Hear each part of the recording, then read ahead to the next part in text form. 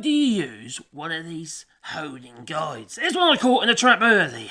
Well, they can either be a blessing or an absolute nightmare, but I'm going to show you. In fact, we're going to make a little jig that makes your life so much easier when using one of these little honing guides.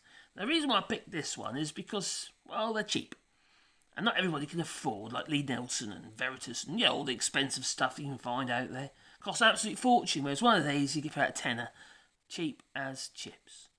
But how do you maintain, or how do you make sure that every time you pick this up and you put your plane iron in it, you're going to be at the correct angle every single time?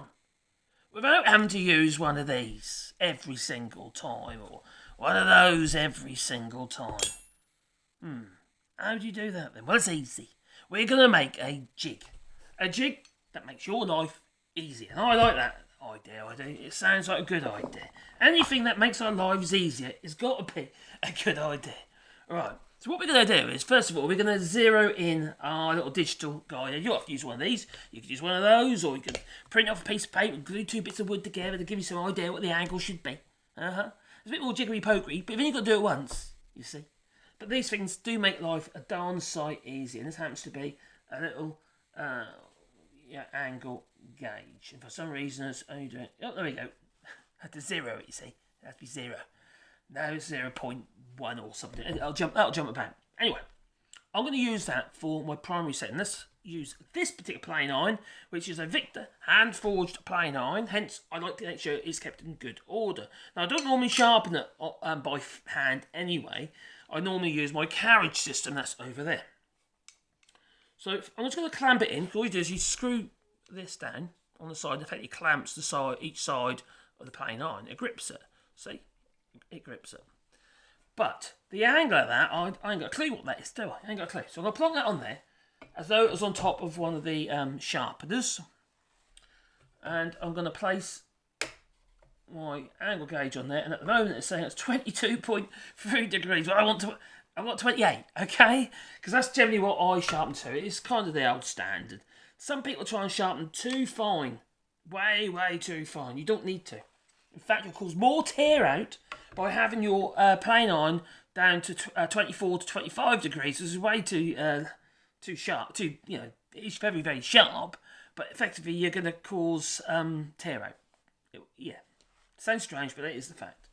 So we want about 28 degrees. That's what I'll try and have on there. And I've got to slide this backwards and forwards to suit. So if it's further out, it's less, and you pull it out of the guide a little bit like so. It's 25.9. It's too much. 26.4. 26.8. Remember, you've only got to do this once you made your jig. Right? Now, some people, 26 degrees is actually okay for plane iron. But I generally go 28. That's an old standard. Oh, I've got too far now. What's that? 27.85. That's near as damn it. There, that'll do. We're there. Right. Here comes the trickery. The trickery. That's what we're going to call it. We're going to do a bit of trickery. Now, just think to yourself. Every time you put your plane iron into its carriage, you could change something. The angle could get changed. But if you have this idea, you can say, what idea? Ain't done nothing yet. Well, what we're going to do is we're going to glue a stop up against the plane iron like so. What we're going to use for that is a bit of super glue and some activator because it's quicker. I can stick some pins in it later if I want to, but I probably don't need to be fair. And there's just a little bit of pine which I'm going to use as a stop. And I'm going to place a bit of this super glue. This happened to be by Eureka, this one. It's their mitre stick super glue. And they've got some activator there as well. And so, they actually sent me some over, I didn't have to pay for anything. They just sent it over. As long as I make some videos. So I suppose it's sponsored, really. And all I'm going to do is I'm going to stick this bit of wood down onto there. But first, I'm going to grab a little bit of activator. It just speeds things up, you see. A lot. On there, like so. I'm going to place that where I want it to be. And then I'm going to glue this so it's as so I'm basically button up against this little piece of wood on the end with my planer, just like that. So I'm pushing up against it and I'm going to hold it in place until it's gone off. Alright, we're not going to do the whole lot because you get the gist. It's a bit silly, isn't it, doing the whole lot. You know, it doesn't matter if it's a plane iron or if it's a chisel. So that is on there like so. It's stuck now. So let's say, for instance, I take my plane iron out of its carriage yet again, put it back in, all right, and I literally place that up against that face of my little jig, my little guide, jig, whatever you like to call it, and up against there, and then I can just tighten the screw up, and in theory, I have, within a very little bit, I've put that plane iron back exactly in the same place it was the last time. So once you set this up once, it doesn't matter. Now, I know what you're going to say is, what happens when you wear down the plane iron? Is that going to make any difference? No, because the stop is always going to be in the same place. So it doesn't matter if you're worn a bit. It just means when you push up against your stop, you'll have to push more blade down. So it compensates, you see. So let's place it on there like so, just see if it's still reasonably near the point. Yeah. Oh, there you go. Pull the boat a bit first. There you go. 28, bang on, look. Can't be bad. There you go, 28. So it works, you see. So if you did that for every single plane iron you got, whether it be this little jack plane iron here, which is a bit worn, but you know, we can do exactly the same thing with that. We can set that up in this guide, a little bit further along. Not be fun. It might be even in the same place. Check that first before you go to the trouble of actually. I don't think it will be, but check it first. See if the one you've just done works also for the other plane iron. If it's within a degree, you might say to yourself, well, we'll just use that for plane iron, so all your plane irons end up the same. You could do that. That might work. But you remember, this plane iron is thinner than that one. This is 2mm thick, and that one's 3mm thick. But it might be similar.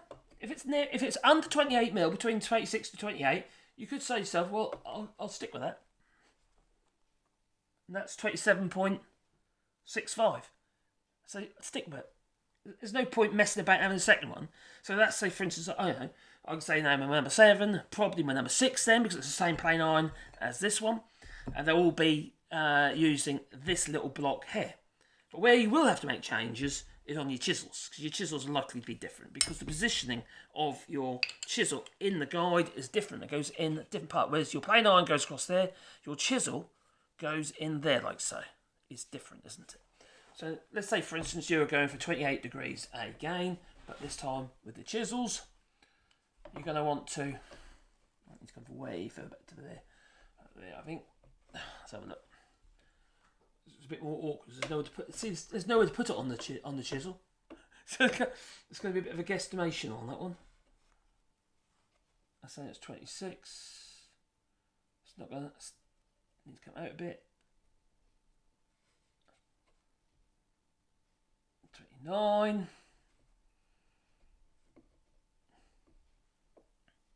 That's 28. That's in there. Now, is it in the same place? No. You see? It doesn't even come anywhere near that block. So when I want to do my chisels, you know, I say, okay, I'm going to have another block there for certain chisels, you know. And you're going to find differences. Let's say, for instance, mortise chisels are going to be different yet again because they have a long taper on them. They're a fat chisel in that direction. So let's say, for instance, you have one for your mortise chisels, you have one for your firmer chisels, you might even have one for your bevel edge chisels. It's likely to be the same as the firmer chisels, to be fair. But yeah, you get the idea. And then what you do is then you just make sure that each of those you mark so you know exactly which is which, what it's for.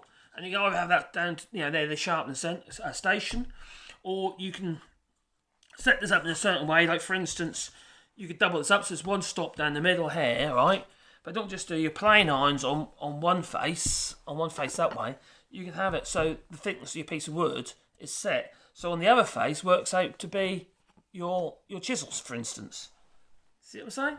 Then you have a little tiny block, and then you can put that into your toolbox and take it with you, with your guide and your sharpeners, your diamond sharpeners or your oil stones, and then you can get repeated results. Because not everybody can sharpen successfully by hand, and even if you don't have off days, and that one off day is the time when you'll bugger up your chisel. You're getting a cumulative error. So use guides if you can. You know, I highly recommend it. And for me, I don't usually sharpen by hand anymore. I used to do it all the time. But I don't anymore because my hands are shot. I've got carpal tunnel syndrome. And I can't maintain that angle anymore. I'm not as dexterous either. So anyway, that is my little sharpening jig that is so easy to make. You know, just makes life easy, doesn't it? What do you reckon? Well, it's time for me to go. Before we do, please beat the old like button and maybe a little bell icon with the subscribe and all that, because then you get a warm fuzzy feeling in your pocket every time I upload another video. Anyway, it's time for me to go. So go toodaloo, you know. So toodaloo.